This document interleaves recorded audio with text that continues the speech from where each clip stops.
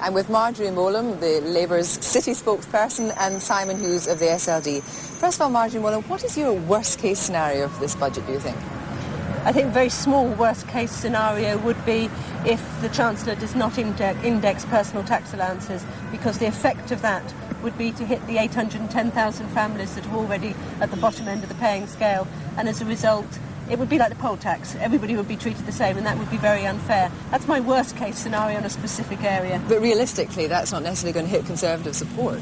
No, Conservative support would not necessarily be hurt by that. But he's not in an easy position, because if he goes on a very tight budget, he's going to risk recession. And if he goes on a kind of neutral, no-action budget, it's going to look very clearly to many folk in the city that he doesn't know what he's doing. Do you have some sympathy for him in this situation? I have to say it would not be an easy portmanteau to inherit. Nigel Lawson left him with some very difficult problems. He went off to become one of the highest part-time workers in the city and has left him with some very messy problems.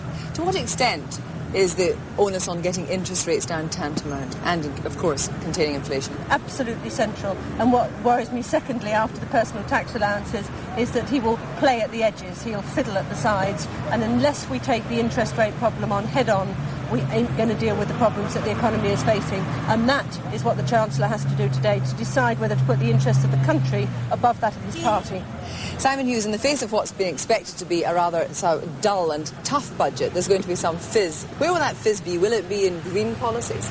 Well, it could be, because, of course, whatever he does there will probably have no immediate effect. It will be presentation.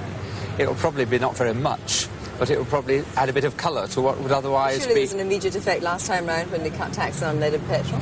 Yes, there was, but that, in terms of the overall revenue, would have very small consequences this time, and as Mo said, that isn't the major issue that he has to address. But yes, he'll be looking for things. The things that have been on the agenda and that we've supported are substantial environmental package. It's to do with valorising the duties on petrol and DERV. It's to do with making sure that company car perks disappear. It's to do with making sure that you penalise people who discharge waste. And he could, of course, do the thing that has been much trailed but now is forgotten, to do with childcare and allowances. If he was really committed to that issue, there would be a substantial package of measures across the board. I wonder whether we'll see any of that, and it looks as if that's going off his agenda, very sadly. That was much talk about, but Mo Mowlam, do you think that will go the way of all flesh? Do you think that will be dropped? I mean, it was on the cards last year, Norman Farrow's been calling for it, and it looks very much as if it might not happen. If he's serious about rebuilding the manufacturing base of this country, he has to do something about training. Doing something about training is providing women with childcare. If he doesn't do it, it means they're not interested in rebuilding the manufacturing base, because people, one of our main investments, are not going to be available to work. Thank you both very much indeed. And now back to